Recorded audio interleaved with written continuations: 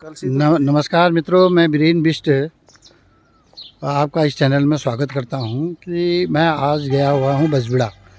तो बजबिड़ा में जो हमारा आलू की जो फसल होती है बहुतायत पर होती है, और ये जो आलू है बहुत स्वादिष्ट और पहाड़ी आलू है।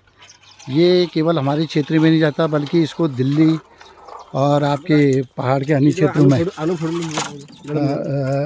लेते हुए लोग बाग आते हैं और ले जाते हैं।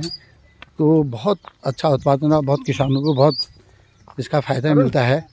तो अभी मैं आया था, तो मैंने कहा ज़रा ये देखते हैं कि आलू की फसल किस प्रकार से हो रखी है करके। आप देख रहे होंगे कि ये हमारे अभी आलू की खुदाई चल रखी है। माता जी हमारी लगे हुए हैं। ये तो अगर माना आज का व्यक्ति कह रहा है कि रोज़गार नहीं है, अगर आदमी मेहनत करे और लगन से काम करे तो यहाँ कोई कमी नहीं है। माता जी नमस्कार।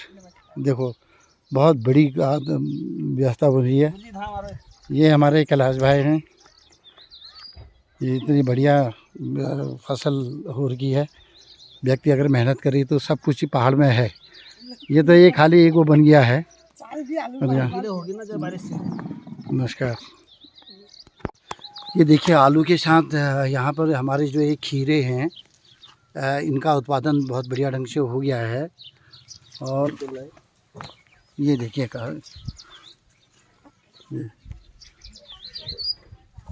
तो सभी मतलब वैसे भी बजबिड़ा जो क्षेत्र है हमारा, नमस्कार। बजबिड़ा जो क्षेत्र है हमारा फल और ये क्या कहते हैं साग सब्जी में पहले से ही बहुत धन धान्य रहा है। यहाँ के जो मित्र, यहाँ के जो हमारे किसान हैं बहुत मेहनती हैं और आज भी ये अपनी जो परंपरागत खेती है उस पर लगे हुए हैं। तो अभी हम आलू के जो हमारे यहाँ काश्तकारी है उसके बारे में मैंने खेत में जाके आलू का उत्पादन वो तमाम चीज़ें देखी। हमारे बीच में हमारे समाजसेवी और बजबिड़ा ग्राम पंचायत के 2 बार ग्राम प्रधान धीरज तिवारी जी हमारे सामने हैं। तो धीरज भाई, पहले तो आप ये बताइएगा कि वर्तमान समय में आलू का जो उत्पादन है इस क्षेत्र में वो कैसा चल रहा है। मतलब सर नमस्कार, आपके सभी दर्शकों को हमारा नमस्कार। आलू की आप बात कर रहे हैं। बजबिड़ा क्षेत्र जो है ये आज से नहीं बरसों से यहाँ पर सब्जी उत्पादन के लिए जाना और पहचाना जाता है। पूरे चौखुटिया विकास खंड के अंदर में बजबिड़ा जो ग्राम सभा है इसको सब्जी उत्पादन का हब कहा जाता है। यहाँ पर लोग अभी भी आज की डेट में भी कुछ हमारे काश्तकार बच्चे हैं, भाई लोग हैं, उन्होंने कम से कम 500 किलो लौकी, तोरी, करेला, ककड़ी, ये सब चीज़ें उन्होंने मार्केट में दे दी है, बेच दी है जी।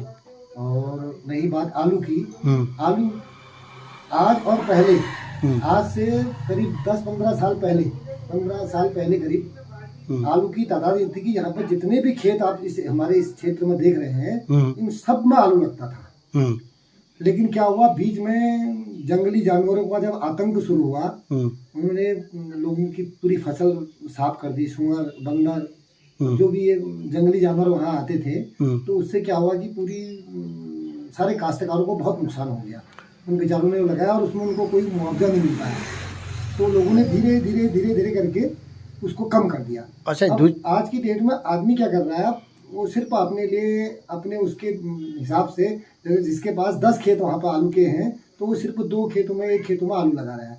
तो अच्छा। जो पहले की अपेक्षा ये इतना कम हो गया आलू का लगना। अच्छा। आज की डेट में भी फिर भी कुछ लोग ऐसे हैं कि जो काश्तकारी करते हैं, जिन लोगों का मतलब ये है कि इस सीजन पर हमने आलू बेचना है, तो उन लोगों के पास आलू रहता है और करीबन मेरे हिसाब से करीब 2-3 हज़ार कुंटल आलू कम से कम अभी भी निकलता होगा बहुत बड़ी बजबिड़ा पे। ना बहुत बड़ी बात हुई।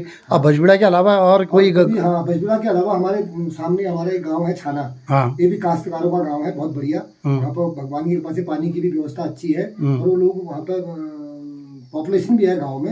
अभी हमारे वहाँ पे जो है प्लाइन ज़्यादा है, बिजला और घुंगरी इस इलाके में प्लाइन ज़्यादा हो गया है, तो लोग घर में कम है, लेकिन उस गांव में जो है लोग हैं।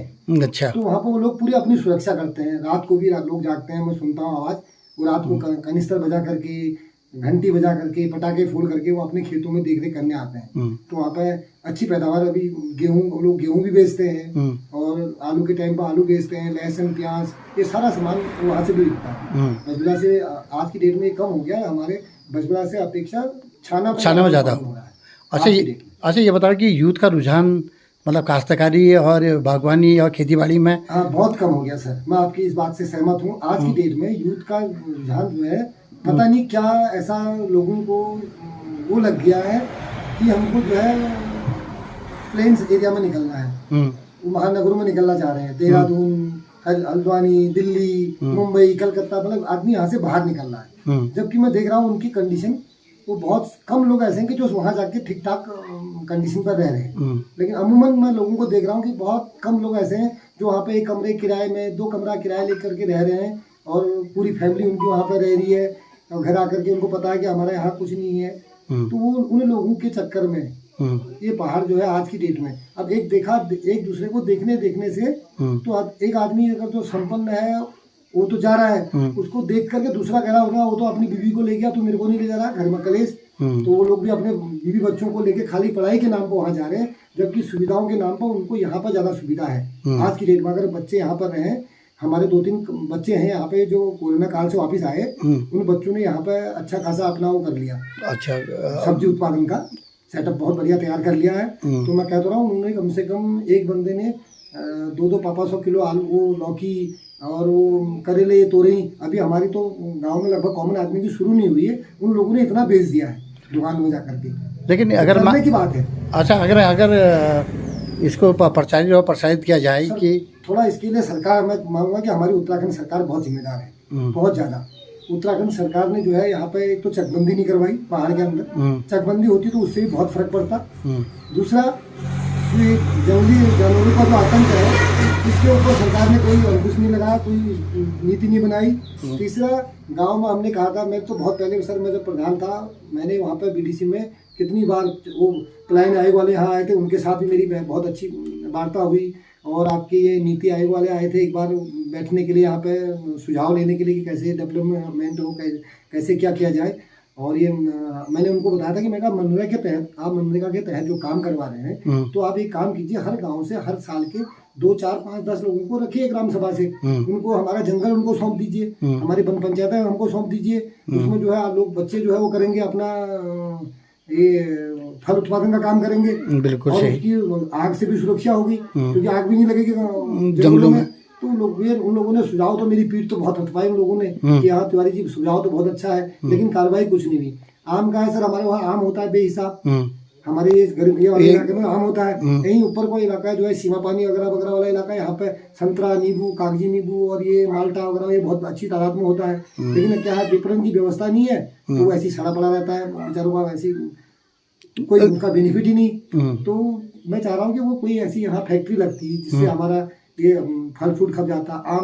आम के बारे में बात हुई थी सर, तो हमारा आम जब यहाँ पर तैयार होता है तो हमारा आम जो है वो हल्द्वानी को जो कट्टों में भेजते हैं लोग, तो वो यहाँ से काश्तकार से वो 10 रुपया 20 रुपया कट्टा लेते हैं आम। ठेकेदार आदमी अगर लेता है तो 10 रुपया 20 रुपया कट्टा, 40 किलो का कट्टा 10 रुपये 20 रुपये का लेते हैं आम का। और पहले अब आज हम आम खा रहे हैं तो हमको 100 रुपया 120 रुपया 130 रुपया किलो ले रहे हैं। तो हमारे मैंने उस दिन उनसे ये भी बहस मेरी उनसे बात हुई थी, मैं कहा सर कुछ ये बताइए कि हमारे वहाँ पे ये आम जो लेट हो रहा है इसको हम थोड़ा आगे कैसे उत्पादन कर सकें कि हमको हमारे काश्तकारों को इसका रेट मिल जाए, और ये हमारे वहाँ जो ये आम है इसकी क्वालिटी डेवलप कैसी करी जाए, अच्छी क्वालिटी आम जो हमारा हम इसको एक्सपोर्ट कर सकते हैं। हमारे वहाँ नीचे मासी में उपाध्याय लोग जी हैं, वो करते हैं बेचारे, वो कलकत्ता ले जाते हैं अपने आम को। हाँ, उनका आम बढ़िया आम है, उपाध्याय जी, ठीक हाँ, ठीक। वो लोग अपना आम कलकत्ता ले जाते हैं। तो वही मैंने उनसे कहा, मैं कहा कि तो आप हमारे वहाँ पर जो ये है इस सिस्टम को हटा करके नया सिस्टम एक तैयार कीजिए। अच्छा एक बात, रोजगार का फायदा मिले लोगों को। अच्छा एक बात मुझे बताओ कि जो पहले बहुत ज़्यादा जैम जेली के लिए नाशपाती ले जाते थे, वर्तमान समय में उसकी क्या स्थिति है नाशपाती के पेड़ों की? हाँ, नाशपाती तो समाप्ति की ओर है सर। नाशपाती को क्या लोगों ने अपने वहाँ पर, जब उसका कोई रेट ही नहीं है, तो किसी ने उठाना ही बंद कर दिया, तो लोगों ने वो पेड़ काटने शुरू कर दिए। अच्छा, नाशपाती, क्योंकि बंदरों का आतंक हो गया गाँव। हाँ हाँ हाँ। अभी तो आम के पेड़ को काटने लग गए लोग गाँव में, क्योंकि अब कोई व्यवस्था ही नहीं है। और 2 रुपया 10 1 रुपया 50 पैसा किलो आम बिक रहा है, तो उस आम का कोई फायदा तो है नहीं। और लोगों के घरों में बंदरों का आतंक और जंगली जानवर का तुम देख ही रहो, तेंदुए का इतना आतंक है। तो लोग अपने घर के अगल बगल जहाँ भी है वो सब उनको काट कूट के उनको सोच रहे हैं कि कम से कम इससे तो बचें, क्योंकि इसका बेनिफिट तो कुछ है नहीं। तो सरकार की ये लापरवाही है कि वो पहाड़ का उनमें जो है विकास करने के बजाय पहाड़ के ऊपर कभी वो ध्यान नहीं दिया कि हम पहाड़ को कैसे डेवलप करें। नीतियाँ सर देहरादून बैठ के नहीं बनाई जाती है। अगर नीतियाँ गांव पर आकर के अगर लोग को सर्वे करके आते, गांव से सुझाव लेके जाते, तो एक गारंटी है कि हमारा न तो आम का पेड़ बर्बाद होता, न नाशपाती खत्म होता।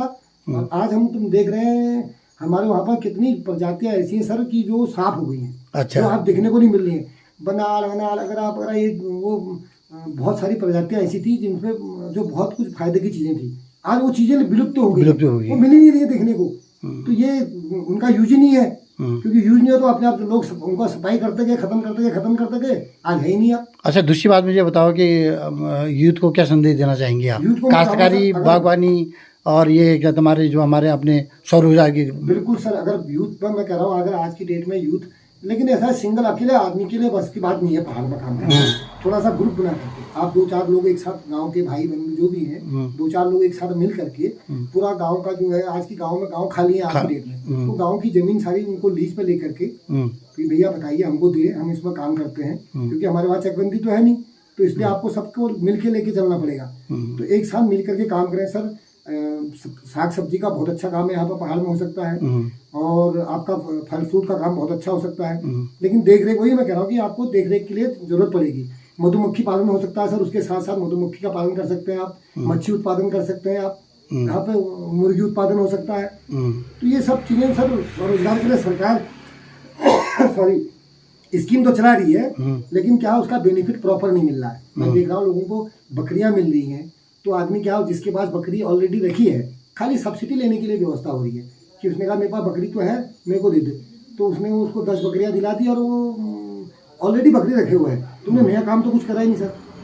मुर्गियाँ आप पाल रहे हैं, मुर्गियाँ, अब मुर्गी पालन का आपने जो है यहाँ पर एक वो सोचा था धीरे धीरे करके, लेकिन क्या हुआ, मुर्गी पालन आज की डेट में पहाड़ के अंदर, जो पहले मैंने देखा था कुछ टाइम पहले, कम से कम एक गाँव से 20-25 लोग जो है वो मुर्गी पालने का वो काम कर रहे थे। आज गांव में एक आदमी की मुर्गी नहीं पाल रहा है, क्योंकि कोई व्यवस्था ही नहीं है उनकी। हमारे एक चाचा थे गांव में, उन्होंने भी, वो बेचारे दिल्ली से आए वापस, उन्होंने कहा यार मैं मुर्गी पालता हूँ, कुछ रोजगार मेरा हो जाएगा। तो उनकी मुर्गियां सर इतनी बड़ी बड़ी मुर्गियां होंगी, वो बिकी नहीं, तो वो बेचारे परेशान कि अब मैं क्या करूँ। और वो बीच में अंडे बेचते रहे, बोले यार बेटा ये तो दिक्कत हो गई, अब ये जितना खाना खा रहे हैं उससे ज्यादा तो ये मेरे को महंगा पड़ जा रहा है, तो मैं कैसे उनको रखूँ। तो उन्होंने भी धीरे धीरे वो बंद कर दिया। ऐसे मेरे गांव में और कितने लोगों ने काम करा। तो बेनिफिट का काम होना चाहिए, मतलब आप हम कोई चीज उत्पादन कर रहे हैं तो उसकी व्यवस्था, विपणन की व्यवस्था उसकी सरकार को सुनिश्चित करनी चाहिए कि हाँ विपणन की व्यवस्था होगी तो व्यवस्था बनेगी सर। हमारे वहाँ पर वो बनवाया आपने, वो कृषि, वो क्या कहते हैं, मंडी बनवाई सर। वो मंडी ऐसी जगह बनवा दी, बहुत दूर बनवा दी ना। अब वहाँ पर जो है कि वो एक सेंटर पर प्लेस पर होनी चाहिए थी, जहाँ पर कि काश्तकारी का सामान आ जाए। लेकिन अब तो खैर ऐसा है ना, अब तो तिवारी जी वो तो बन गया है। हाँ बन गया, अब तो बन गया, लेकिन फिर भी मतलब लोगों का रुझान होना चाहिए। हाँ होना चाहिए। अब जब कॉमन आदमी अपनी बात करेगा, काम करेगा, नया यूथ जो यहाँ को पहाड़ के ऊपर आ रहा है, जो बाहर दिल्ली जा रहा है, उसको दिल्ली जाने से अच्छा यहाँ पर अगर रुक करके काम करेगा तो उसको बेनिफिट मिलेगा सर। थोड़ा टाइम लगेगा सर, सेटलमेंट में टाइम लगेगा, 1-8 साल उसको लग जाएगा। लेकिन बहुत बहुत धन्यवाद तिवारी जी आपका, आपने हमको समय दिया, और हम आपके उज्जवल भविष्य की कामना करते हैं, और आपसे यही कहते हैं कि सामाजिक रूप से आप लोग पहाड़ को आगे बढ़ाएं। जय भारत, जय उत्तराखंड। धन्यवाद।